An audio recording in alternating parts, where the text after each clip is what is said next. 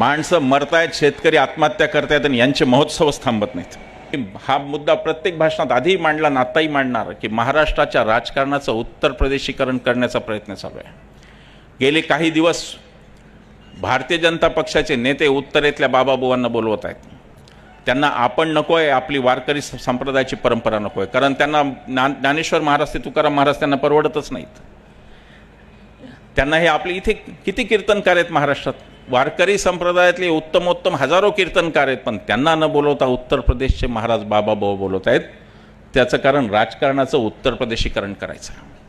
उत्तर प्रदेशमध्ये धर्माच्या राजकारणाचा जो खेळ खेळला तो आता महाराष्ट्रात खेळायचा आहे. कारण हा महाराष्ट्र फुले शाहू आंबेडकरांचा हा महाराष्ट्र आता जर तोडला नाही तर यांच्यासमोर गत्यंतर नाही. म्हणून आपला धर्म आत्ता महाराष्ट्र धर्म आहे की आपण यांना हद्दपार केलं पाहिजे. हा आपला धर्म आहे. आता जर आपल्याला ते भगवा भगवा आमचाही भगवा आहे. आता ते परवा एकनाथ शिंदे म्हणताना मी ऐकलं, आम्ही शिवाजी महाराजांचे मावळे होते. कशाचे मावळे तुम्ही? कोणते मावळे शिवाजी महाराजांचे सुरत मार्गे गुवाहाटीला पळून गेले? अरे ते आदिलशहाला घाबरले नाही तुम्ही, अमित शहा पुढे नांगी टाकली आणि वर सांगता आम्ही मावळे. कशाचे मावळे? हा देश भैताडला आहे नुसता. व्हॉट्सॲप युनिव्हर्सिटीने अजून त्याच्यात भर टाकली. हा देश इतका भैताडला आहे की केम्ब्रिजमधून शिकून आलेल्या माणसाला तो मौनी बाबा म्हणतो आणि ज्याच्या डिग्रीचा पत्ता नाही त्याला तो विश्वगुरू म्हणतो. एवढा हा देश भैताडला. विश्वगुरू, त्यांच्या डिग्रीचाच पत्ता नाही, त्यांचे कोणी क्लासमेट भेटत नाहीत. शाळेत मी त्यांच्या शेजारी होतो, कोणीच म्हणत नाही. एकही माणूस नाही सापडला भारतात जो म्हणला हो शाळेत आम्ही शेजारी. एकही नाही सापडला. एक जण सापडला तर त्याला मीडिया पुढे आणलं तर तो म्हणला नाही नाही मी शाळा सुरू व्हायच्या आधीचा मित्र आहे म्हणला. आता काय बोलायचं सांगा. म्हणजे मी लहान असताना मित्र होतो म्हणला अगदी. ते पुन्हा नंतर कोणत्या शाळेत गेले मला माहिती नाही. पंडित नेहरू सारखा तेजस्वी माणूस पाहिला. 70 साल में क्या किया हे मोदी त्याच्यावरून ट्विट करत होते, ट्विटरवरून, जे राजीव गांधींमुळे जे तंत्रज्ञान भारतात आलं. 70 साल में क्या हुआ, इतकं ढोंगीपणा. अरे 70 साल में क्या हुआ, तुम्ही जर असते ना तिथे नेहरूंच्या जागी तुम्ही गळपटून एक दिवसात सत्ता सोडली असती. कारण काय आव्हानं होती स्वातंत्र्य मिळाल्यानंतर.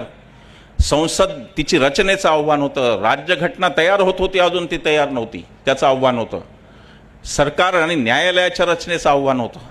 या देशात दारिद्र्य होतं अफाट, सुईसुद्धा बनत नव्हती या देशात, साक्षरता नाही, काहीच नाही. तिथून त्या माणसांनी देश आणला. तुम्ही 1% सुद्धा त्यांचं केलं असतं ना तर भारत कदाचित सुखी झाला असता. 70 साल में क्या किया, तुम्ही जे बोलायला लागले नाही तेच 70 साल में किया. पहिल्याच प्रजासत्ताक दिनाला ती परेड पाहिली सगळी मोठी आणि मग त्यांच्यावर ट्विट आलं की मोदीजींनी वो देख लिया जो नेहरूने 70 साल में किया. ती सगळी शस्त्र सामग्री ती सगळी काँग्रेसच्या काळातली होती. भयताडल्यासारखा देश झाला आहे.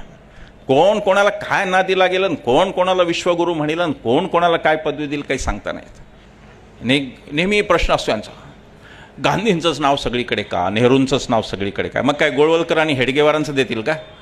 कोणाचं नाव देतील? देश जोडणाऱ्यांचं नाव देतील का देश तोडणाऱ्यांचं नाव देतील?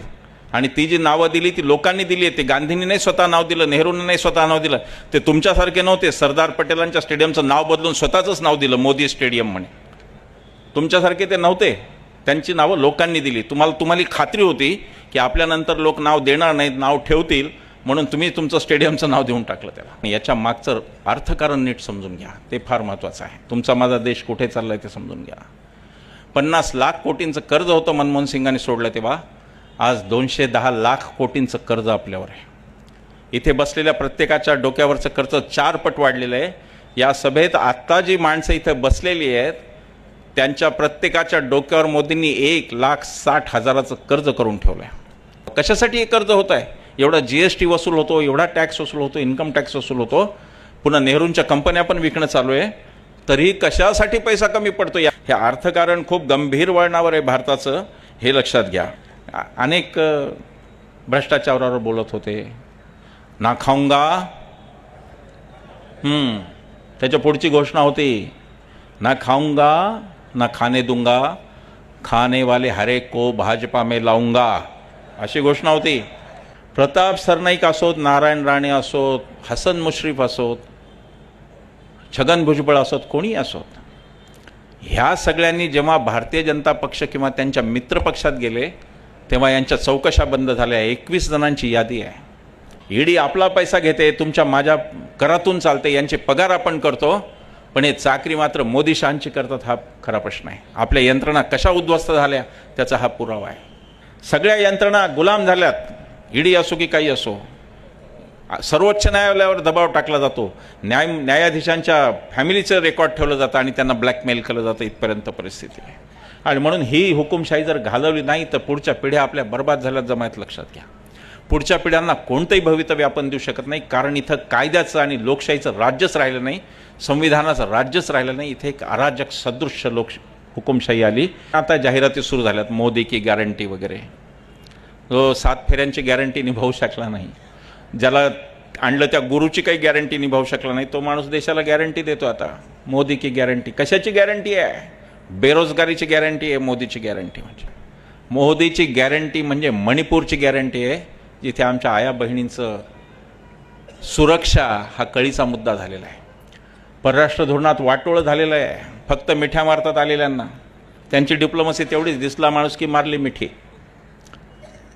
कधी कधी तर राष्ट्राध्यक्ष ओळखू आले नाही, त्याच्या पीएलआय मिठी मारतात का काय माहिती नाही मला. उठलं की दिसलं की मिठी मारायची. काय परिस्थिती फार बोलणार नाही, असं तो जास्त विषय घेणार नाही.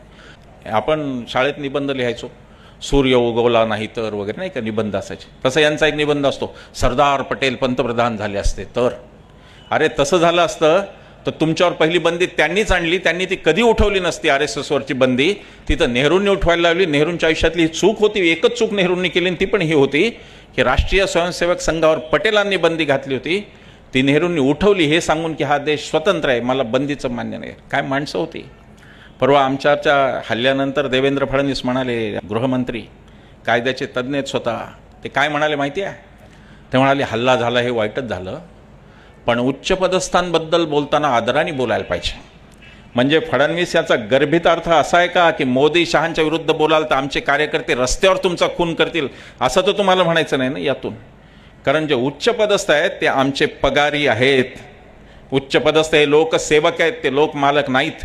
आणि मोदी शहा जोपर्यंत आमचा पगार घेतात तोपर्यंत आम्ही त्यांना बोलणार. फडणवीसांनी लक्षात घ्यावं की भाडेकरू आहेत, ते घराचे मालक नाहीत. मूळ मालकाला वाटेल त्या दिवशी तो 5 वर्षांनी भाडेकरूला हकलून देईल, हे त्यांनी लक्षात घ्यावं. आम्ही मालक, मूळ मालक आम्ही आहोत या लोकशाहीचे. आम्ही वाटेल तेव्हा तुम्हाला सत्तेतून काढू आणि तुम्ही भाडेकरू आहात एवढंच लक्षात ठेवा. मला फडणवीसांसाठी मी ही गोष्ट सगळीकडे सांगितली, इथंही मी ती सांगणार. फडणवीसांसाठी ही गोष्ट आहे, इथलं कोणासाठी नाही आहे. ती गोष्ट पंडित नेहरूंची आहे. उच्चपदस्थांबद्दल बोलू नका, मोदी शहांबद्दल बोलू नका, या पार्श्वभूमीवर सांगितलेली ही गोष्ट आहे. पंडित नेहरूंना विचारलं होतं की तुमच्यात अनेक प्रकारचे नेहरू दडलेले आहेत. एक परराष्ट्र धोरणातला तज्ज्ञ नेहरू आहे, दुसरा नियोजनातला तज्ज्ञ नेहरू आहे, तिसरा मुलांचा चाचा नेहरू पण आहे. तर यातला सगळ्यात जास्त कोणता नेहरू तुम्हाला आवडतो, असं नेहरूंना विचारलं. नेहरूंनी सांगितलं की मला माझ्यातला तो पंतप्रधान नेहरू आवडतो ज्यांनी सामान्यातल्या सामान्य भारतीय नागरिकाला सुद्धा एवढं अभिव्यक्ती स्वातंत्र्य दिलेलं आहे की तो सामान्यातला सामान्य माणूस माझ्या कार्यालयाच्या शेजारच्या विजय चौकात उभा राहून रस्त्यात ओरडून सांगू शकतो की पंडित नेहरू हा मूर्ख माणूस आहे. हे देणारा माझ्यातला पंतप्रधान मला सगळ्यात जास्त आवडतो. काय तुलना करायची, कुठे माणसं ती, काय माणसं होती, काय माणसं पाहिली या देशाने. मोदीजीचा 15 लाखाचा सूट तो केला पुतळा सरदारांचा. सरदार यांना कळलेच नाहीत सरदार काय माणूस होता. सरदार पटेल कळायला 10 जन्म लागतील यांना. पण खोटं नाटं सांगत राहायचं. सरदार यानं म्हणे ते सुभाषबाबूंवर अन्याय झाला, सरदार पटेल. अरे भावा, तू मुरली मनोहर जोशींना अडवाणीवर झालेला अन्याय बघ ना. 40 पैसे पोस्ट तुझा पगार, तू किती विचार करतो. तू आधी यांच्यावरचा अन्याय तर दूर कर, दोघांवरचा जो काही झाला तो. सतत खोटं नाटं बोलून या राष्ट्रीय नेत्यांचं चारित्र्यहनन करायचं.